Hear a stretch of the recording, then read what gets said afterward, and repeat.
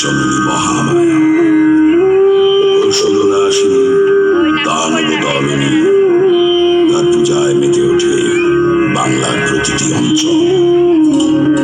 কিন্তু এই দশভুজা দশপ্রহরণধারিণী আবার তার সন্তানদের আমাদের বাংলার মুখে আসেন এই আশ্বিনে।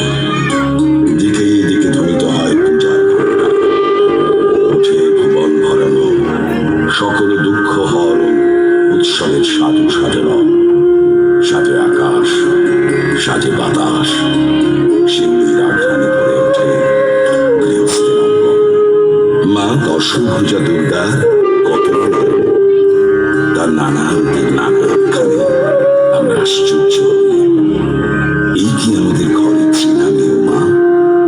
ব্রহ্মা বিষ্ণু মহেশ্বর যেমন উপাসক, আজ মাতৃপক্ষের সূচনায় আমরা স্মরণ করি সেই মহামায়া আদ্যা শক্তিকে।